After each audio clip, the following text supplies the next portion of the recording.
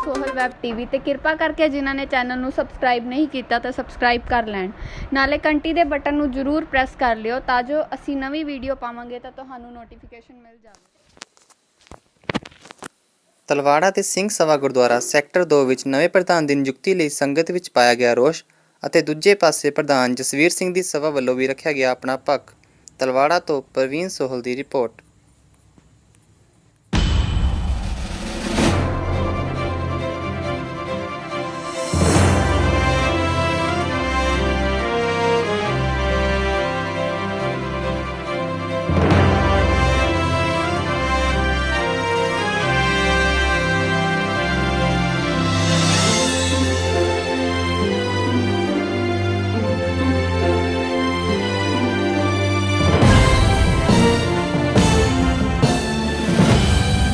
ਵਾਹਿਗੁਰੂ ਜੀ ਕਾ ਖਾਲਸਾ ਵਾਹਿਗੁਰੂ ਜੀ ਕੀ ਫਤਿਹ।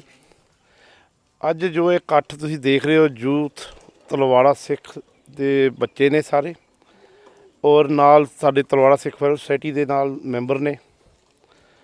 ਇਹ ਅਸੀਂ ਇਕੱਠ ਜਿਹੜਾ ਕੀਤਾ ਪਿਛਲੀ ਦਿਨੀ 29/5/2020 ਨੂੰ ਜਦੋਂ ਕਿ ਪੰਜਾਬ ਸਰਕਾਰ ਔਰ ਹਿੰਦੁਸਤਾਨ ਸਰਕਾਰ ਨੇ ਪੰਜਾਬ ਵਿੱਚ ਵੀ ਸਾਰੇ ਹਿੰਦੁਸਤਾਨ 'ਚ ਕਰਫਿਊ ਲਗਾਇਆ ਹੋਇਆ ਸੀ ਔਰ ਕਰਫਿਊ ਦੇ ਦੌਰਾਨ ਉਹਨਾਂ ਨੇ ਕਿਸੇ ਵੀ ਧਾਰਮਿਕ ਔਰ ਸਮਾਜਿਕ ਇਕੱਠ ਦਾ ਉਹਨਾਂ ਨੇ ਬੈਨ ਕੀਤਾ ਹੋਇਆ ਸੀ।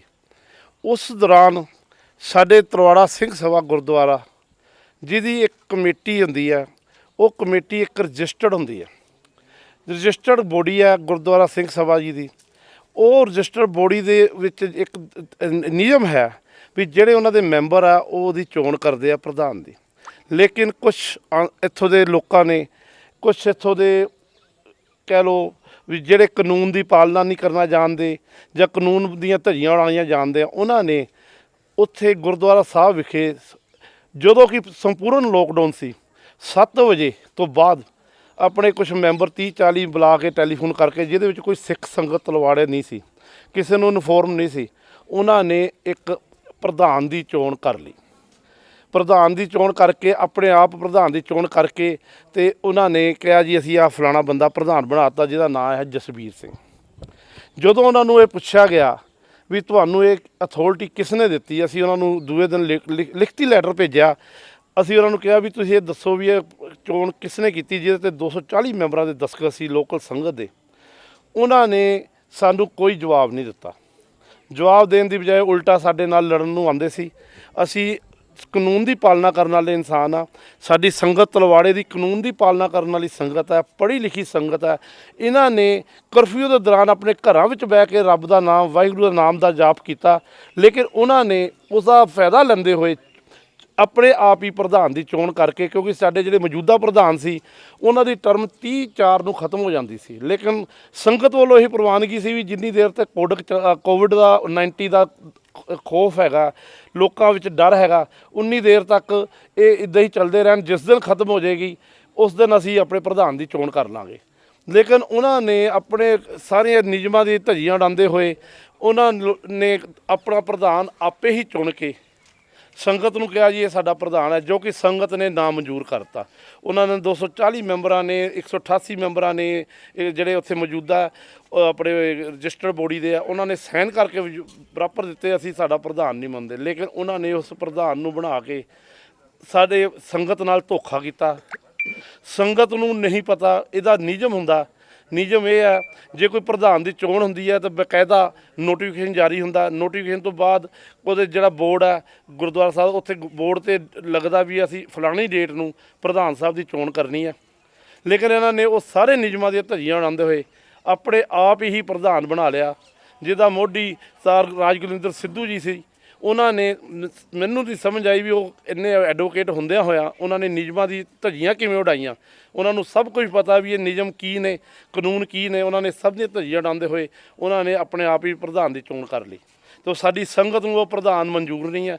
ਅਸੀਂ ਸਰਕਾਰ ਨੂੰ ਇਹ ਅਪੀਲ ਕਰਦੇ ਹਾਂ ਪੁਰਜ਼ੋਰ। ਅਸੀਂ ਉਹਨਾਂ ਡੀਸੀ ਮੈਡਮ ਨੂੰ 30 ਤਰੀਕ ਨੂੰ ਚਿੱਠੀ ਵੀ ਲਿਖੀ, ਮੇਲ ਵੀ ਪਾਈ, ਉਹਨਾਂ ਨੂੰ ਬਕਾਇਦਾ ਫੋਟੋਆਂ ਸੈਂਡ ਕੀਤੀਆਂ ਵੀ ਇਹਨਾਂ ਨੇ ਜੋ ਕੀਤਾ ਬਹੁਤ ਗਲਤ ਕੀਤਾ। ਲੇਕਿਨ ਸਾਨੂੰ ਡੀਸੀ ਮੈਡਮ ਦਾ ਵੀ ਅਜੇ ਤੱਕ ਕੋਈ ਜਵਾਬ ਨਹੀਂ ਆਇਆ। ਐਸਡੀਐਮ ਸਾਹਿਬ ਨੂੰ ਵੀ ਆਪਾਂ ਮੇਲ ਕੀਤੀ।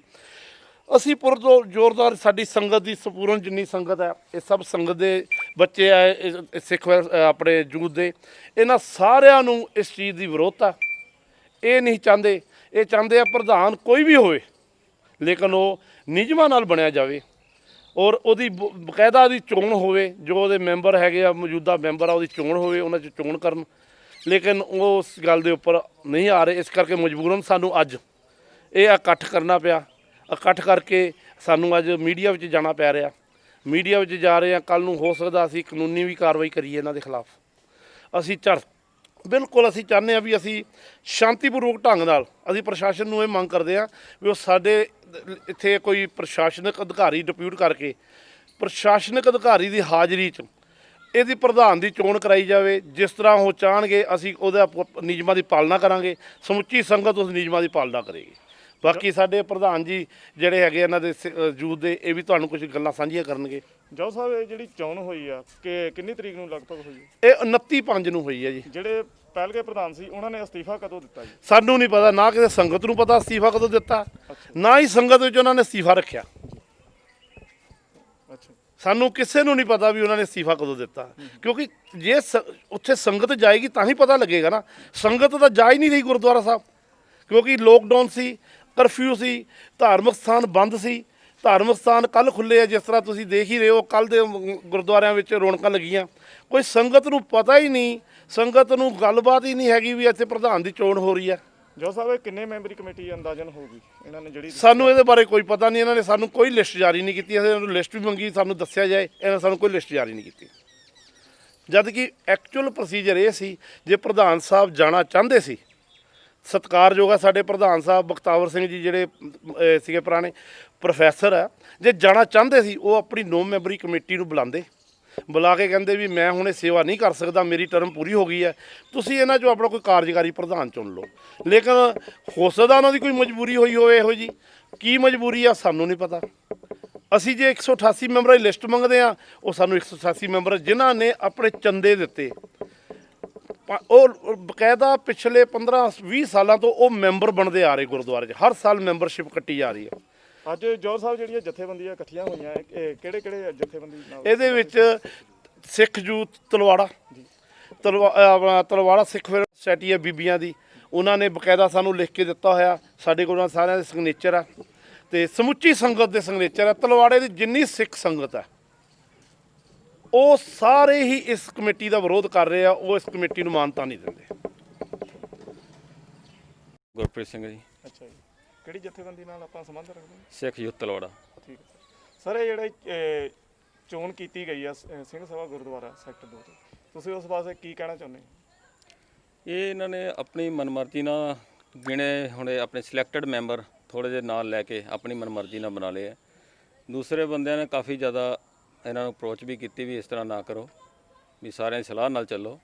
ਜਿਹੜਾ ਕਿ ਬਾਰ-ਬਾਰ ਰਿਜੈਕਟ ਕਰ ਦਿੱਤਾ ਗਿਆ, ਉਹਨਾਂ ਨੇ ਬਿਲਕੁਲ ਸੁਣਵਾਈ ਨਹੀਂ ਕੀਤੀ ਗਈ। ਅਸੀਂ ਹਾਰ ਕੇ ਫਿਰ ਹੁਣ ਪ੍ਰਸ਼ਾਸਨ ਦਾ ਸਹਾਰਾ ਲੈਣ ਜਾ ਰਹੇ ਹਾਂ।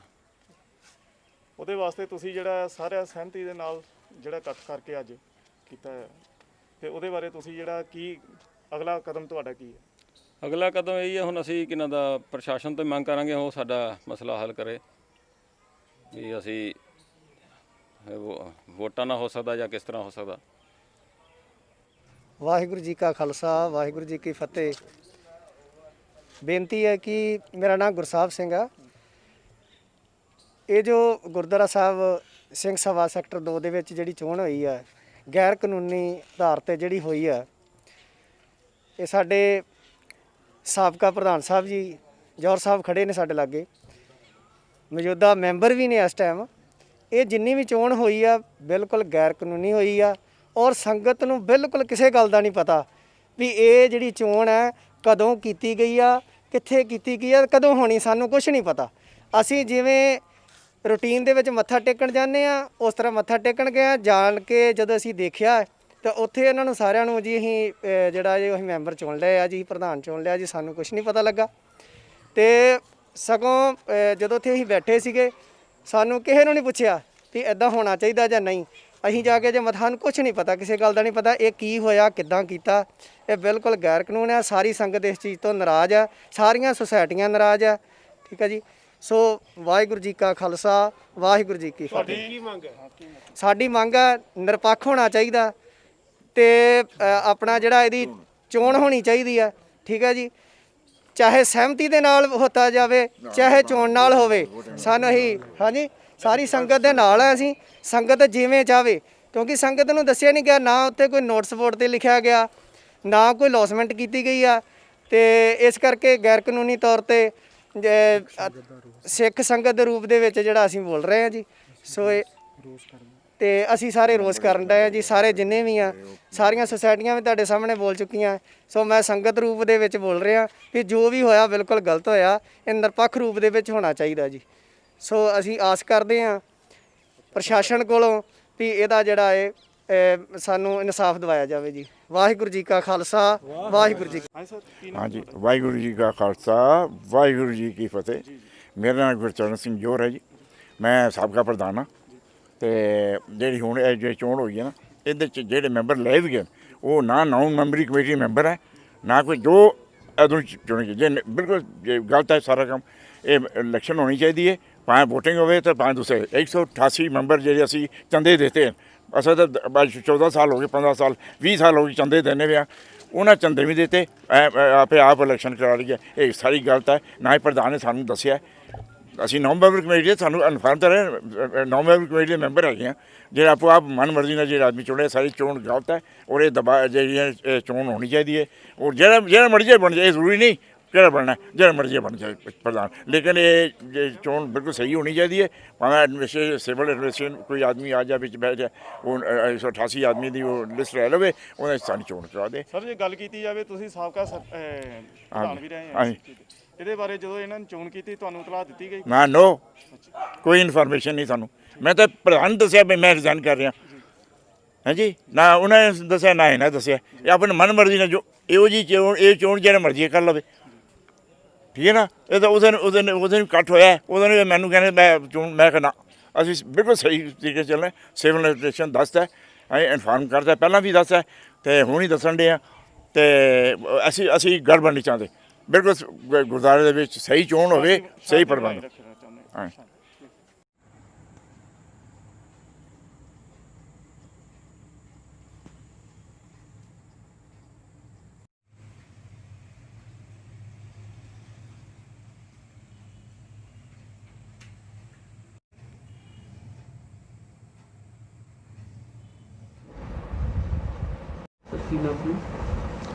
ਐਡਵੋਕੇਟ ਰਾਜ ਗੁਰਜਿੰਦਰ ਸਿੰਘ ਸਿੱਧੂ ਜੀ। ਹਾਂਜੀ, ਜਿਹੜਾ ਦੂਜੇ ਤਰ੍ਹਾਂ ਤੇ ਹੈਗਾ ਵੀ ਜਿੱਦਾਂ ਕਿ ਕਿਹਾ ਉਹਨਾਂ ਨੇ ਵੀ ਪ੍ਰਧਾਨਗੀ ਦੀ ਆਪਾਂ ਗੱਲ ਕਰੀਏ, ਕਹਿੰਦੇ ਪਰ ਪਿਛਲੇ ਪ੍ਰਧਾਨ ਨੇ ਅਸਤੀਫਾ ਨਹੀਂ ਦਿੱਤਾ।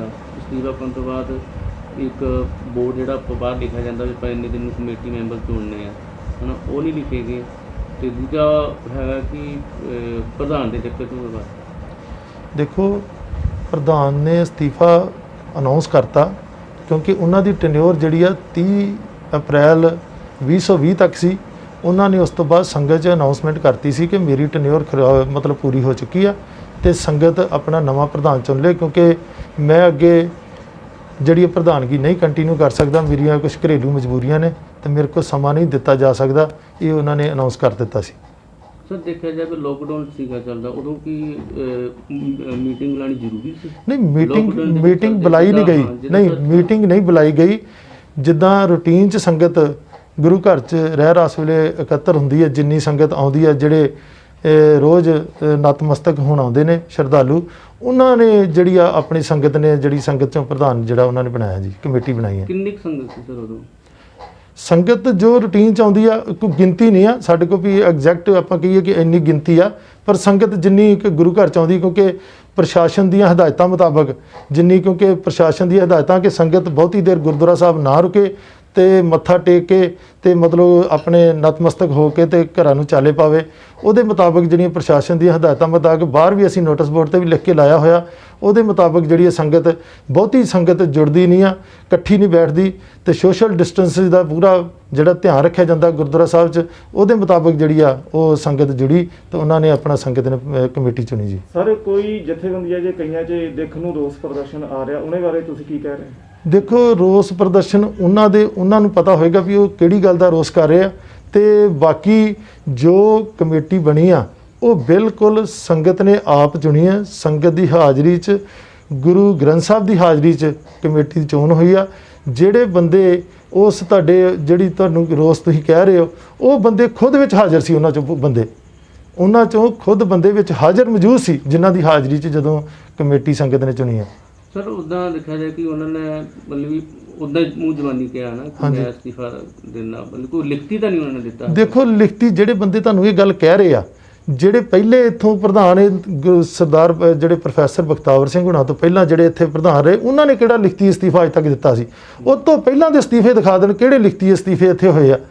ਇਦਾਂ ਦੀ ਕੋਈ ਗੱਲ ਨਹੀਂ ਹੁੰਦੀ। ਜਦੋਂ ਟੈਨਿਓਰ ਪੂਰੀ ਹੋ ਜਾਂਦੀ ਆ ਤੇ ਸਭ ਤੋਂ ਵੱਡੀ ਗੁਰੂ ਘਰ 'ਚ ਮਰਿਆਦਾ ਇਹੋ ਹੁੰਦੀ ਆ ਕਿ ਗੁਰੂ ਘਰ 'ਚ ਸੰਗਤ ਨੂੰ ਅਨਾਉਂਸਮੈਂਟ ਕਰ ਦਿੱਤੀ ਜਾਂਦੀ ਆ ਵੀ ਹਾਂ ਜੀ ਆਹ ਮਤਲਬ ਅਗਲੀ ਜਿਹੜੀ ਗੱਲ ਆ, ਜਿੱਦਾਂ ਹੁਣ ਕੱਲ੍ਹ ਨੂੰ ਸਮਾਗਮ ਹੋਵੇ ਤੇ ਅੱਜ ਅਸੀਂ ਸੰਗਤ 'ਚ ਅਨਾਉਂਸਮੈਂਟ ਕਰ ਦੇਣੀ ਆ ਵੀ ਸਾਰੀ ਸੰਗਤ ਜਿਹੜੀ ਆ ਕੱਲ੍ਹ ਨੂੰ ਆਹ ਸਮਾਗਮ ਮਨਾਇਆ ਜਾਏਗਾ, ਉਹਦੀ ਆਹ ਰੂਪ ਰੇਖਾ ਤੇ ਉਹਦੇ ਤਰੀਕੇ ਨਾਲ ਸਾਰਾ ਕੁਝ ਦੱਸਿਆ ਜਾਂਦਾ। ਜਾਂ ਕੁਝ ਵੀ ਗੱਲ ਕੋਈ ਕਹਿੰਦੇ ਵੀ ਇਹ ਜਿਹੜਾ VOTING ਥਰੂ ਹੋਣੀ ਚਾਹੀਦੀ ਹੈ ਇਹ ਕਮੇਟੀ ਦੁਆਰਾ ਚੋਣ, ਤੁਸੀਂ ਉਹਦੇ ਬਾਰੇ ਦੇਖੋ ਪਰਿਵਾਰ ਹੈ ਜੀ, ਉਹ ਪਰਿਵਾਰ ਐਵੇਂ ਕਹਿ ਰਿਹਾ ਕਿਉਂਕਿ ਉਹਨਾਂ ਪਰਿਵਾਰ ਦੇ ਖੁਦ ਦਸਖਤ ਹੋਇਆ ਪਿਛਲੀ ਵਾਰੀ ਜਦੋਂ ਪ੍ਰਧਾਨ ਬਖਤਾਵਰ ਸਿੰਘ ਹੁਣੀ ਬਣੇ ਸੀ, ਉਸ ਵੇਲੇ ਉਹਨਾਂ ਦੇ ਦਸਖਤ ਦੇ ਵਿੱਚ ਉਸ ਜਿਹੜਾ ਹੋਇਆ ਸੀ, ਉਸ ਵੇਲੇ ਆਪਾਂ ਮਤਾ ਪਾਇਆ ਸੀ, ਉਹਦੇ ਵਿੱਚ ਦਸਖਤ ਹੈ ਕਿ ਜਿਹੜੀ ਅੱਗੇ ਤੋਂ ਹਮੇਸ਼ਾ ਚੋਣ ਜਿਹੜੀ ਆ ਇੱਥੇ ਸਰਬਸੰਮਤੀ ਨਾਲ ਸੰਗਤ ਵੱਲੋਂ ਹੀ ਕੀਤੀ ਜਾਵੇਗੀ।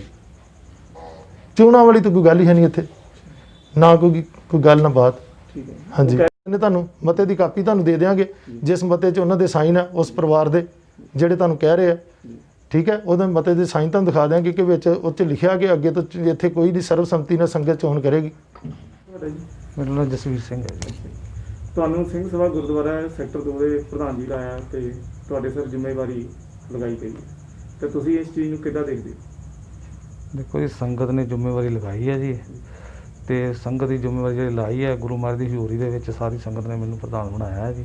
ਠੀਕ ਹੈ ਨਾ, ਆਪਾਂ ਪੂਰੀ ਗੁਰੂ ਸਾਹਿਬ ਦਾ ਵੋਟ ਆਸਰਾ ਲੈ ਕੇ ਪੂਰੀ ਜਿੱਦਾਂ ਤਨਦੇਹੀ ਨਾਲ ਅੱਗੇ ਸੇਵਾ ਕਰਦੇ ਰਹੇ ਗੁਰੂ ਘਰ ਦੀ, ਉਸੇ ਤਰ੍ਹਾਂ ਹੁਣ ਕਰਾਂਗੇ। ਪਤਾ ਜੀ ਇਹ ਕਿੰਨੇ ਮੈਂਬਰੀ ਕਮੇਟੀ ਬਣੀ ਹੈ? ਦੇਖੋ ਜੀ, ਹਜੇ ਤੱਕ ਤਾਂ ਉਸ ਦਿਨ ਤਾਂ ਆਪਾਂ 3-4 ਬੰਦੇ ਅਨਾਉਂਸ ਕਰਕੇ ਕਾਰਜਕਾਰੀ ਕਮੇਟੀ ਬਣਾਈ ਹੈ ਜੀ। ਬਹੁਤੇ ਜ਼ਿਆਦਾ ਅਨਾਉਂਸ ਨਹੀਂ ਕੀਤੇ ਕਿਉਂਕਿ ਕੋਵਿਡ-19 ਕਰਕੇ ਅਸੀਂ ਕੋਈ ਬਹੁਤ ਜ਼ਿਆਦਾ ਇਕੱਠ ਨਹੀਂ ਕੀਤਾ। ਆਮ ਰੂਟੀਨ ਦੀ ਸੰਗਤ ਜਿਹੜੀ ਸੀਗੀ ਉਹਨਾਂ ਨੇ ਸੋਚਿਆ ਵੀ ਚਲੋ ਅਸੀਂ ਜਿਹੜਾ ਹੈਗਾ ਕਾਰਜਕਾਰੀ ਜਿਹੜੀ ਕਮੇਟੀ ਚਲਾਉਣੀ ਹੈ, ਕਿਉਂਕਿ ਪ੍ਰੋਫੈਸਰ ਸਾਹਿਬ ਸਾਡੇ ਜਿਹੜੇ ਹੈਗੇ ਆ ਉਹ ਕਰਕੇ ਅਨਾਉਂਸ ਕਰ ਚੁੱਕੇ ਸੀ ਇੱਥੇ ਵੀ ਮੇਰੇ ਕੋਲ ਅੱਗੇ ਤੋਂ ਪ੍ਰਧਾਨਗੀ ਨਹੀਂ ਹੋਣੀ, ਅਤੇ ਗੁਰੂ ਘਰ ਦਾ ਕੰਮ ਚਲਾਉਣ ਇਸ ਕਰਕੇ ਕਾਰਜਕਾਰੀ ਕਮੇਟੀ ਜਿਹੜੀ ਚੁਣੀ ਗਈ।